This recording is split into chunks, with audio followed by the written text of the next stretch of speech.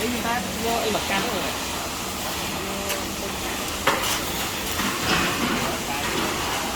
Đầu này đấy lương của tao đặt nó mua nó đi. Đặt mấy trăm lương từ lúc châu hay không? Đặt tay cho nó nhiều cả. Thế mà chai trên chai nó cho nó.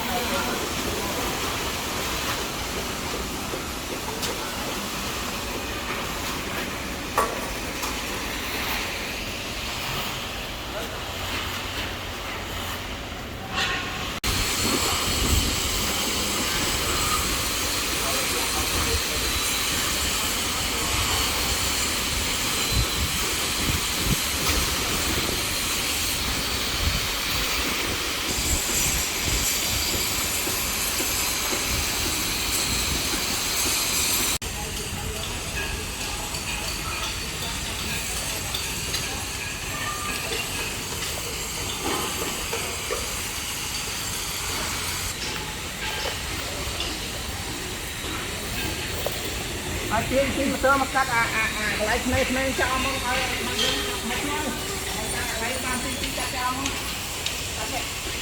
bắt đi cho đi con đi đi lấy cắt trong cái con tiên vào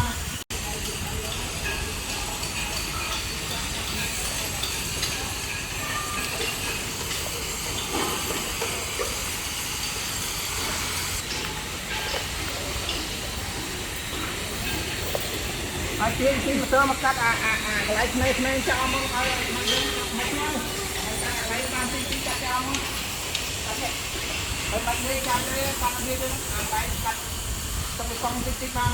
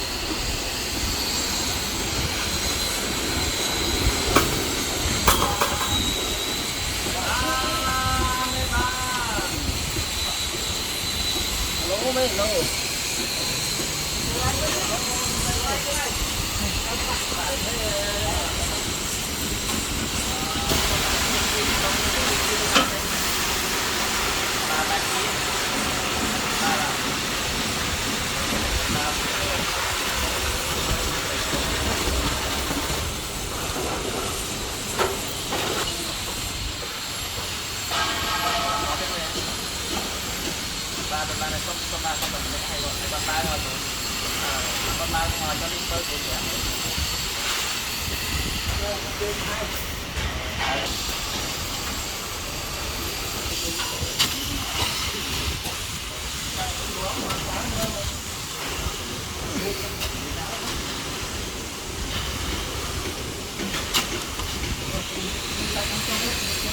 Có được không? Bạn cái quá mình lấy rồi. Bạn nó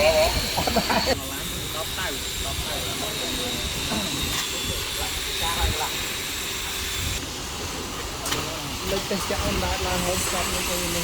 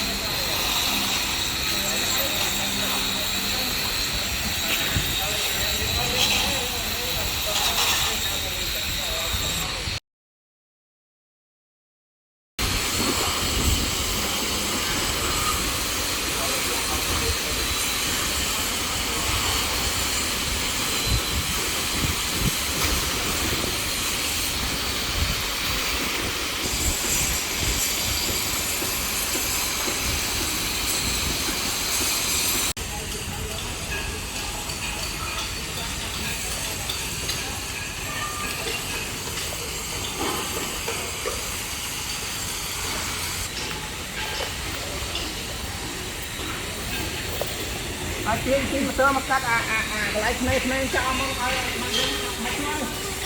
lấy làm tí cho ông bắt đi cắt đi lấy cắt trong cái con tí pha này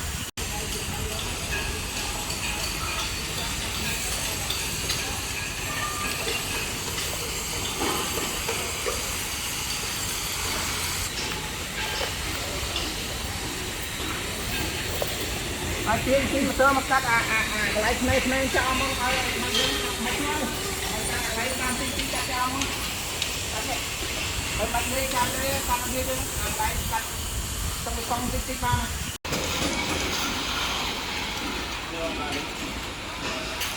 cái này nó phải bắt đây bạn có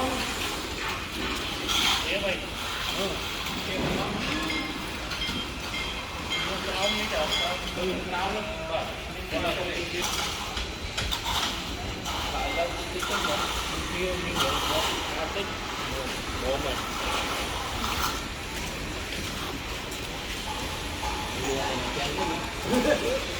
và ba nó nghe kia gì đó